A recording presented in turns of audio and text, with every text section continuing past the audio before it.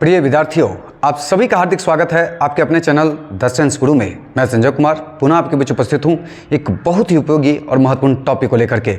आज के इस वीडियो में हम पढ़ने वाले हैं आगामी 17 फरवरी से होने वाले मैट्रिक एग्जाम के लिए हिंदी विषय में जो अति महत्वपूर्ण वस्तुनिष्ठ प्रश्न हैं उनका एक बेहतरीन संग्रह लेकर के मैं आपके बीच उपस्थित हूं। आप सभी से मेरा विनम्र आग्रह है कि मेरे इस वीडियो के साथ आप अंत तक बने रहेंगे। यदि आप अंत तक मेरे इस वीडियो के साथ बने रहते हैं तो मैं आपको विश्वास दिलाता हूं कि आप ज़्यादा से ज़्यादा लाभान्वित होंगे। तो चलिए आज के इस चर्चा का शुभारंभ मैं इस आग्रह के साथ करने जा रहा हूं कि आप मेरी बातों को सुन समझ करके अपनी कॉपी में अवश्य नोट कर लीजिएगा, क्योंकि मैं जिन वस्तुनिष्ठ प्रश्नों की चर्चा करने जा रहा हूं वो आप सभी से बहुत ज़्यादा उसके पूछे जाने की संभावना है और वो काफ़ी उपयोगी वस्तुनिष्ठ प्रश्न है। तो आइए ध्यान से सुनिए, समझिए, अपनी कॉपी में ज़रूर नोट कर लीजिएगा। आपसे अगर प्रश्न पूछा जाए इस तरह से कि निराला की साहित्य साधना के रचनाकार है, निराला की साहित्य साधना के रचनाकार है, आपको 4 ऑप्शन इस प्रकार से मिलेंगे: अज्ञेय, जयसी, रामविलास शर्मा और मूलर। तो इसमें जो इसका जवाब होगा, सबसे उपयुक्त जो कथन है वह है रामविलास शर्मा। याद रखना है, रामविलास शर्मा जी जो हैं निराला की साहित्य साधना के रचनाकार है। आइए दूसरे प्रश्न की हम चर्चा कर रहे हैं। दूसरा जो प्रश्न है, पापाती की उम्र क्या थी? आपसे पूछा जा सकता है कि पापाती की उम्र क्या थी। ऑप्शन आपको मिलेगा 12 वर्ष, 11 वर्ष, 10 वर्ष, इनमें से कोई नहीं। तो इसमें जो ऑप्शन ए जो है वह सबसे उपयुक्त और सही है। पापाती की जो उम्र थी वो 12 वर्ष थी। अब मैं तीसरे प्रश्न की चर्चा कर रहा हूँ।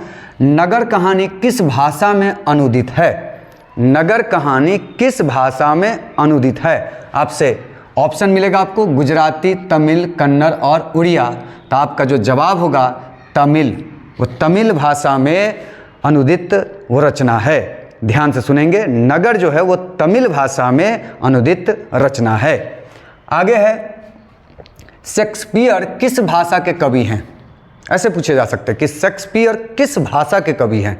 4 ऑप्शन मिलेंगे आपको: हिंदी, जर्मन, अंग्रेजी, संस्कृत। तो इसमें अंग्रेजी भाषा के वो कवि हैं शेक्सपियर। ये सबसे सही और उपयुक्त जवाब है।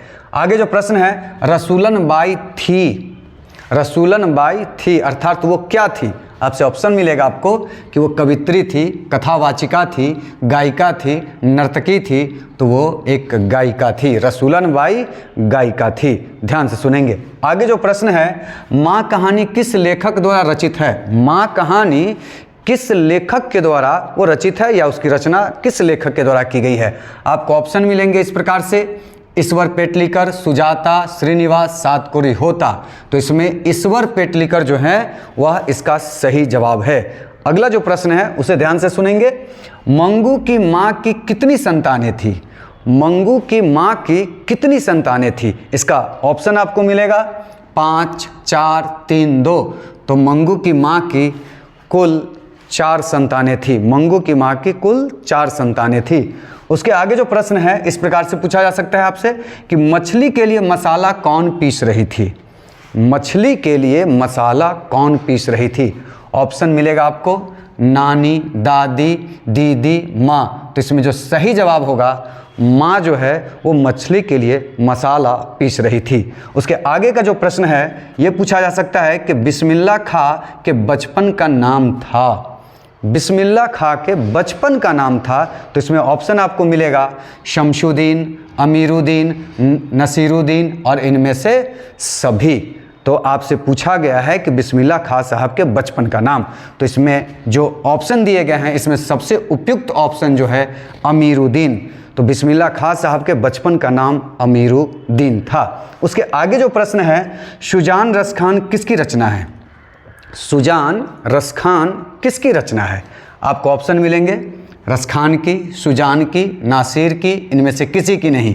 तो यह रसखान की, सुजान रसखान जो है वो रसखान महोदय की रचना है। उसके आगे जो प्रश्न है, काशी किसकी पाठशाला है?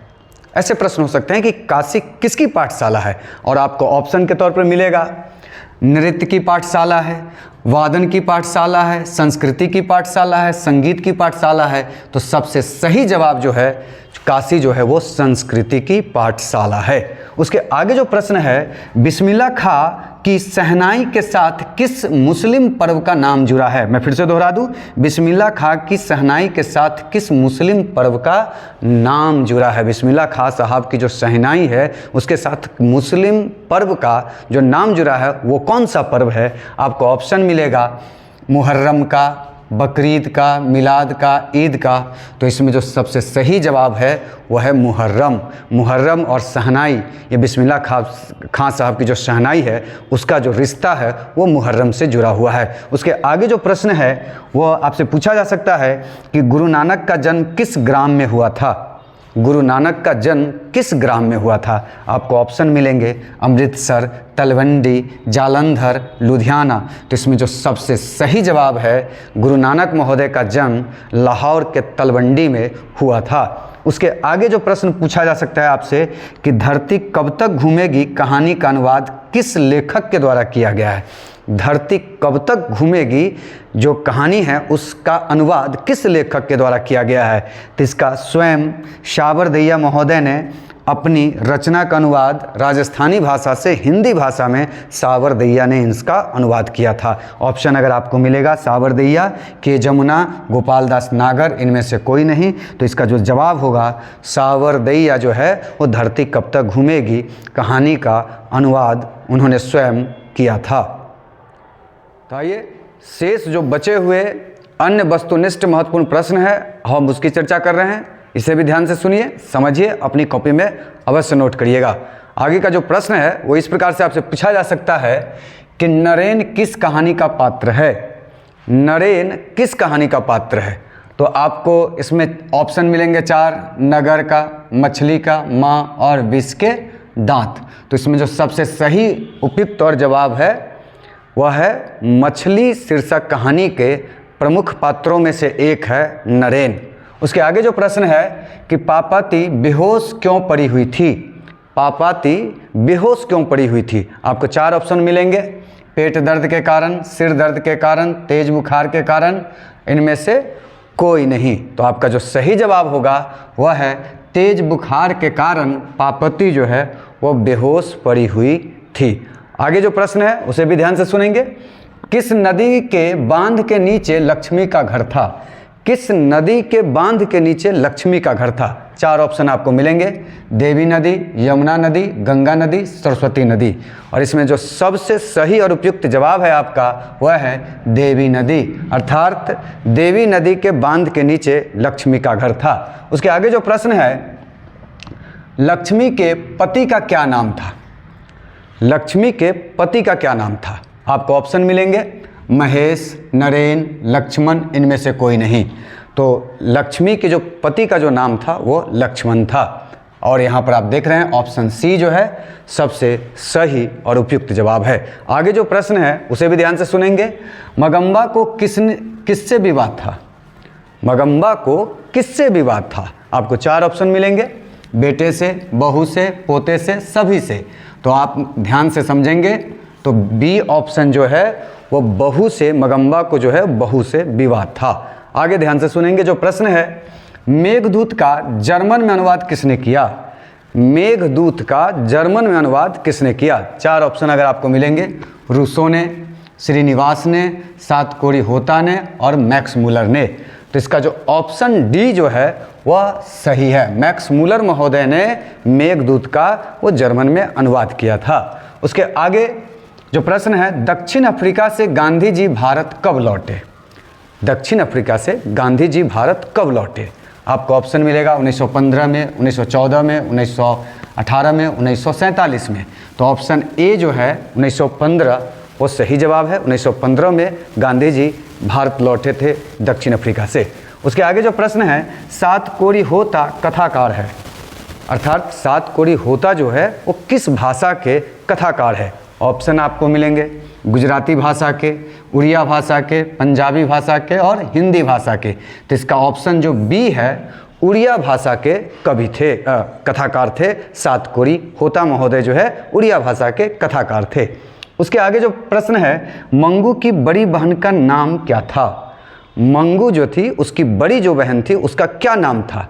ऑप्शन अगर आपको मिले, कमू, लक्ष्मी, गीता, इनमें से कोई नहीं, तो ऑप्शन ए जो है वो सबसे सही जवाब है, अर्थात मंगू की बड़ी बहन का नाम कमू था। उसके आगे जो प्रश्न है, किसने कहा था कि सब पुराने अच्छे नहीं होते और सब नए खराब ही नहीं होते हैं? ये जो कथन है किस व्यक्ति या किस कथाकार या कवि का या किस महान व्यक्ति का कथन है? ऑप्शन मिलेंगे कालिदास के, विवेकानंद के, हजारी प्रसाद द्विवेदी के, सभी के। तो इसका जो सही जवाब है हजारी प्रसाद द्विवेदी। इसका मतलब है कि ऑप्शन सी जो है वो सही जवाब है। उसके आगे जो प्रश्न है, मैक्स मुलर के अनुसार सच्चे भारत के दर्शन कहाँ हो सकते हैं? मैक्स मुलर के अनुसार सच्चे भारत का दर्शन कहाँ हो सकता है? ऑप्शन मिलेगा आपको दिल्ली में, बिहार में, मुंबई में, ग्रामीण भारत में। तो ऑप्शन डी जो है वो सबसे सही है और उपयुक्त है। सच्चे भारत का जो दर्शन है वो ग्रामीण भारत में होता है। उसके आगे जो प्रश्न है, विष के दांत कहानी के रचयिता कौन है? आपको ऑप्शन मिलेंगे नलिन बिलोचन शर्मा, मैक्स मुलर, अमरकांत, इनमें से कोई नहीं।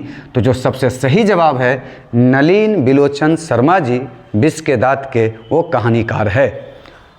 आगे है, बाबा साहेब भीमराव अंबेडकर का जन्म कब हुआ था? बाबा साहेब भीमराव अंबेडकर का जन्म कब हुआ था? आपको ऑप्शन मिलेंगे 20 अप्रैल 1892 को, 14 अप्रैल 1891 को, 15 अगस्त 1947 को, 26 जनवरी 1950 को। तो ऑप्शन बी जो है 14 अप्रैल 1891 को बाबा साहेब भीमराव अंबेडकर का जन्म हुआ था। उसके आगे जो प्रश्न है, हमारी नींद कविता कहाँ से ली गई है? हमारी नींद कविता कहाँ से ली गई है? अगर आपको ऑप्शन मिलेगा दुष्चक्र में सृष्टा से, इसी दुनिया में से, आशा दीवार से, सभी से, तो जो सबसे उपयुक्त और सही जवाब है ऑप्शन ए दुष्चक्र में सृष्टा से ली गई है। अन्य महत्वपूर्ण वस्तुनिष्ठ प्रश्न रह गया है, उसके ऊपर भी विचार करते हैं, उसे भी सुनिए, समझिए, अपनी कॉपी में अवश्य नोट करते रहिएगा।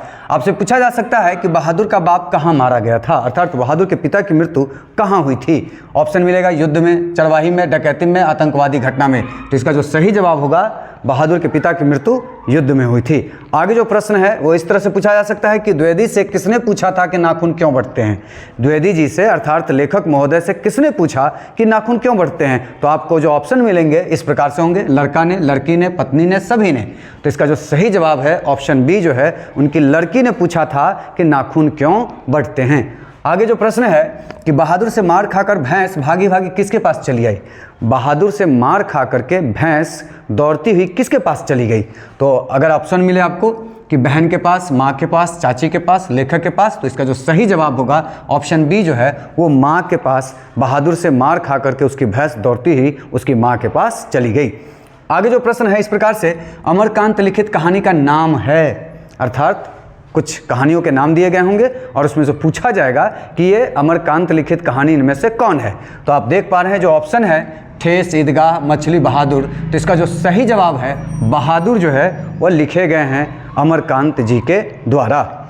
उसके आगे जो प्रश्न है, गुनाकर मूले थे, गुनाकर मूले थे वो क्या थे? तो एक कहानीकार, कवि, निबंधकार, पत्रकार। तो इसका जो सही जवाब होगा गुनाकर मूले जो थे वो एक निबंधकार थे। आगे जो प्रश्न है इस प्रकार से हो सकते हैं कि तार सप्तक के संपादक थे प्रयोगवादी कवि कौन थे? तो इसमें जो 4 ऑप्शन मिलेंगे, अज्ञेय, केशवदास, सूरदास और तुलसीदास। तो इसका जो सही जवाब होगा अज्ञेय महोदय जो है वो तार सप्तक के वो प्रयोगवादी कवि थे। हिरोशिमा किस देश में है? आपसे प्रश्न पूछा जा सकता है कि हिरोशिमा किस देश में है? ऑप्शन मिले आपको इस प्रकार से कि श्रीलंका में, भूटान में, अमेरिका में, जापान में। तो इसका जो सही जवाब होगा ऑप्शन डी, जो हिरोशिमा है वो जापान में है। आगे जो प्रश्न होगा इस प्रकार से पूछा जा सकता है आपसे कि दूर से ही ललकारता कौन, मैं जवाब देता दोस्त, पंक्ति किस पाठ से है? जो पंक्ति ली गई है वो किस पाठ से है? ऑप्शन मिलेंगे आपको इस प्रकार से, एक वृक्ष की हत्या से, स्वदेशी से, हमारी नींद से और भारत माता से। तो इसका जो सही जवाब होगा एक वृक्ष की हत्या से संबंधित ये प्रस्तुत पंक्ति है। आगे आपसे पूछा जा सकता है कि बहादुर अपने घर से क्यों भागा था? बहादुर अपने घर से क्यों भागा था? ऑप्शन में मिलेगा आपको नौकरी के लिए, माँ की मार के कारण, घूमने के लिए, इनमें से कोई नहीं। तो इसका जो सही जवाब होगा वो माँ से मार खा करके वो भाग गया था अपने घर से। आगे जो प्रश्न होगा इस प्रकार से हो सकता है कि बिरजू महाराज किस शैली के नर्तक है? पंडित बिरजू महाराज किस शैली के नर्तक है? ऑप्शन मिलेंगे आपको कथक, कुचिपुड़ी, भारतनाट्यम, मोहिनीअट्टम। तो इसका जो सही जवाब होगा ऑप्शन ए, कथक शैली के वो नर्तक थे। कौन? आपके पंडित बिरजू महाराज जी। आगे जो प्रश्न हो सकता है इस प्रकार से पूछा जा सकता है कि अशोक वाजपेयी का जन्म कब हुआ था? अशोक वाजपेयी का जन्म कब हुआ था? ऑप्शन मिलेगा 10 मार्च 1942 को, आगे ऑप्शन बी 16 जनवरी 1941 को, 15 जून 1944 को, 19 मई 1943 को। तो इसका जो सही जवाब होगा 16 जनवरी 1941 को उनका जन्म हुआ था। अर्थात अशोक वाजपेयी जी का जन्म 16 जनवरी 1941 को हुआ था। वील नव क्या है? ऐसे प्रश्न पूछे जा सकते हैं कि वील नव क्या है? ऑप्शन मिलेगा आपको कि यह एक शहर है, यह एक झील है, एक छोटा सा गांव है, एक नदी है। तो इसका सही जवाब होगा कि वील नव एक छोटा सा गांव है। उसके आगे जो प्रश्न हो सकता है कि मगम्बा की बहू का क्या नाम है? मगम्बा जो थी उसकी बहू का क्या नाम था? ऑप्शन मिलेंगे आपको रगम्बा, नजम्बा, मंगू, लक्ष्मी। तो इसका जो सही जवाब होगा ऑप्शन बी, अर्थात उनकी बहू का जो नाम था वो नजम्मा था। आगे है ढहते विश्वास कहानी किस लेखक द्वारा अनुदित है? ढहते विश्वास कहानी किस लेखक द्वारा अनुदित है? ऑप्शन में राजेंद्र प्रसाद मिश्र द्वारा, BR नारायण द्वारा, गोपाल दास जी के द्वारा, और इनमें से कोई नहीं। तो इसका जो सही जवाब है ऑप्शन ए, राजेंद्र प्रसाद मिश्र जी के द्वारा ये अनुदित है ढहते विश्वास कहानी। तो चलिए आगे देखते हैं वो कौन कौन से प्रश्न हैं जिसके पूछे जाने की संभावना ज़्यादा से ज़्यादा है। वो प्रश्न इस प्रकार से पूछे जा सकते हैं कि आधुनिक सभ्य समाज श्रम विभाजन को आवश्यक क्यों मानता है? आधुनिक सभ्य समाज श्रम विभाजन को आवश्यक क्यों मानता है? ऑप्शन मिलेगा आपको भाईचारे के लिए, कार्यकुशलता के लिए, रूढ़िवादिता के लिए, और इनमें से कोई नहीं। तो इसका जो ऑप्शन बी जो दिया गया है कार्यकुशलता के लिए, ये सबसे सही और उपयुक्त जवाब है। नोट जरूर करते रहिएगा। आगे जो प्रश्न है इस प्रकार से पूछे जा सकते हैं कि श्रम विभाजन और जाति प्रथा पाठ बाबा साहेब के किस भाषण का संपादित अंश है? ऑप्शन मिलेगा who are Shudras, option B the castes in India their mechanism, option C genesis and development, और ऑप्शन डी जो है एनिहिलेशन ऑफ कास्ट्स। तो ये ऑप्शन डी जो है वो सबसे सही और उपयुक्त जवाब है। ध्यान से सुनेंगे। आगे जो प्रश्न होगा इस प्रकार से, ऐसे ही लड़के आगे चलकर चोर, गुंडे, डाकू बनते हैं, यह पंक्ति कहानी के किस पात्र ने कही है? जो ये पंक्ति कही गई है वो किस पात्र के द्वारा, कहानी के किस पात्र के द्वारा कहा गया है? तो आपको ऑप्शन मिलेगा कि सेन साहब की धर्मपत्नी के द्वारा, गिरिधर के द्वारा, सेन साहब के द्वारा, शोफर के द्वारा। तो ऑप्शन सी जो है वो सबसे सही और उपयुक्त जवाब है। सेन साहब के द्वारा ये पंक्ति कही गई थी। आगे जो प्रश्न है इस प्रकार से कि नागरी लिपि के आरंभिक लेख कहाँ से मिले हैं? नागरी लिपि के आरंभिक लेख कहाँ से मिले हैं? ऑप्शन मिलेंगे आपको पूर्वी भारत से, पश्चिमी भारत से, दक्षिणी भारत से, उत्तरी भारत से। तो इसका जो सबसे सही जवाब है ऑप्शन सी, दक्षिणी भारत से जो है नागरी लिपि के आरंभिक लेख मिले हैं। उसके आगे सहजात वृत्तियाँ किसे कहते हैं? सहजात वृत्तियाँ किसे कहते हैं? ऑप्शन मिलेगा आपको इस प्रकार से, अनजान स्मृतियों को, अस्त्रों के संचयन को, स्व के बंधन को, और उपयुक्त सभी को। तो इसका जो ऑप्शन ए है, अनजान स्मृतियों को सहजात वृत्तियाँ कहा जाता है। नोट जरूर करते रहेंगे। आगे जो प्रश्न है इस प्रकार से पूछा जा सकता है कि बेतमा दान पत्र किस समय का है? तो ऑप्शन मिलेगा आपको 1020 ईस्वी का, 1021 ईस्वी का, 1024 ईस्वी का, और 1028 ईस्वी का। इसका जो ऑप्शन ए है 1020 ईस्वी, ये सबसे सही और उपयुक्त जवाब है। उसके आगे जो प्रश्न है वो इस प्रकार से है कि किसके अध्ययन क्षेत्र में भारत के कारण नवजीवन का संचार हो चुका है? ऑप्शन मिलेगा आपको विधि शास्त्र, नीति कथा, भाषा विज्ञान, और दैवत्व विज्ञान। तो इसका जो ऑप्शन बी है नीति कथा, ये सबसे सही और उपयुक्त जवाब है। उसके आगे जो प्रश्न होगा इस प्रकार से कि बहादुर लेखक के घर से अचानक क्यों चला गया? बहादुर लेखक के घर से अचानक क्यों चला गया? इसके क्या कारण थे? ऑप्शन मिलेगा माँ की याद आने के कारण, दूसरी नौकरी मिल जाने के कारण, और ऑप्शन सी मिलेगा स्वयं के प्रति लेखक तथा उसके घर वालों के व्यवहार में आए परिवर्तन के कारण, और ऑप्शन डी मिलेगा उपयुक्त सभी के कारण। तो इसका जो ऑप्शन सी है वो सबसे सही है। स्वयं के प्रति लेखक तथा उसके घर वालों के व्यवहार में आए परिवर्तन के कारण बहादुर जो है लेखक के घर को छोड़ करके वो चला गया। उसके आगे जो प्रश्न है कि साहित्य की परंपरा का पूर्ण ज्ञान किस व्यवस्था में संभव है? साहित्य की परंपरा का पूर्ण ज्ञान किस व्यवस्था में संभव है? ऑप्शन आपको मिलेगा पूंजीवादी व्यवस्था में, समाजवादी व्यवस्था में, सामंतवादी व्यवस्था में, उपयुक्त सभी व्यवस्था में। तो इसका जो ऑप्शन बी है वो सबसे सही जवाब है। समाजवादी व्यवस्था में आपको यह सारे जो गुण हैं वो मौजूद होते हैं। आगे जो प्रश्न है कि पंडित बिरजू महाराज का जन्म कब हुआ था? पंडित बिरजू महाराज जी का जन्म कब हुआ था ये पूछा गया है। ऑप्शन आपको मिलेगा 4 फरवरी 1938 ईस्वी में, 4 फरवरी 1937 ईस्वी में, 4 फरवरी 1936 ईस्वी में, और ऑप्शन डी मिलेगा 4 फरवरी 1932 ईस्वी में। तो इसका जो सबसे सही और उपयुक्त जवाब है वो ऑप्शन ए है, 4 फरवरी 1938 ईस्वी को पंडित बिरजू महाराज जी का जन्म हुआ था। उसके आगे जो है प्रश्न है कि कवि रसखान का रचना काल किस मुगल शासक के राज्यकाल था? मतलब रसखान महोदय जो है किस मुगल शासक के शासन के काल के वो कवि हैं, या उनका जो रचना काल है किस मुगल शासक के काल का है? तो ऑप्शन अगर आपको मिलेगा इस प्रकार से, बाबर के शासनकाल का, जहांगीर के शासनकाल का, हुमायूं के शासनकाल का और अकबर का। तो इसका जो सबसे सही और उपयुक्त जवाब है वह है जहांगीर। अर्थात जहांगीर के शासनकाल में रसखान महोदय जो है वह रचना उन्हीं के शासनकाल में उन्होंने अपनी सारी रचनाएं की हैं। आगे जो प्रश्न है कि तुम कौन सी पार्टी पढ़े हो, कहो मन लेहू पै देहू छटाक नहीं, पक्ति किस कविता की है? जो प्रस्तुत जो पक्ति कही गई है किस कविता की है? आपको 4 ऑप्शन मिलेंगे। अति शुद्धो स्नेह को मार्ग, मेरे बिना तुम प्रभु, प्रेम ऐनी श्री राधिका और स्वदेशी। इसका जो सबसे सही जवाब है ऑप्शन ए, अति शुद्धो स्नेह को मार्ग। आगे जो प्रश्न है उसे भी ध्यान से सुनिए। आगे जो प्रश्न है कि वकालत की पढ़ाई के लिए गांधी जी कहाँ गए थे? वकालत की पढ़ाई करने के लिए गांधी जी कहाँ गए थे? ऑप्शन मिलेंगे आपको इस प्रकार से, लंदन, अमेरिका, दक्षिण अफ्रीका, जापान। तो वकालत की पढ़ाई करने के लिए वो लंदन गए थे। ऑप्शन ए जो है वो सबसे सही और उपयुक्त है। उसके आगे जो प्रश्न है कि गुरु नानक अपने प्राण कब त्याग दिए? गुरु नानक महोदय की मृत्यु कब हो गई, अपने प्राण वो कब त्याग दिए? तो ऑप्शन आपको मिलेंगे इस प्रकार से, 1529 ईस्वी में, आगे है 1539 ईस्वी में, ऑप्शन सी 1519 ईस्वी में, और ऑप्शन डी 1549 ईस्वी में। तो आपको इसमें जो सबसे सही और उपयुक्त जवाब जो है वह 1539 ईस्वी में उनकी मृत्यु अर्थात उन्होंने अपने प्राण को त्याग दिए थे। अब मैं आप लोगों के समक्ष शेष बचे हुए जो अति महत्वपूर्ण वस्तुनिष्ठ प्रश्न रह गए हैं उसकी मैं चर्चा करने जा रहा हूं। आप सभी से मैं पुनः आग्रह करता हूं कि मेरी बात को सुन समझ करके अपनी कॉपी में अवश्य नोट कर लीजिएगा। आइए देखते हैं वो कौन कौन से महत्वपूर्ण प्रश्न शेष रह गए हैं। प्रश्न इस प्रकार से पूछे जा सकते हैं कि ल मादामोजेल दाविन्यो किसकी कृति है? ल मादामोजेल दाविन्यो किसकी कृति है? ऑप्शन मिलेगा आपको रविन्द्रनाथ टैगोर की, पिकासो की, लियोनार्दो दा विंची की, इनमें से कोई नहीं।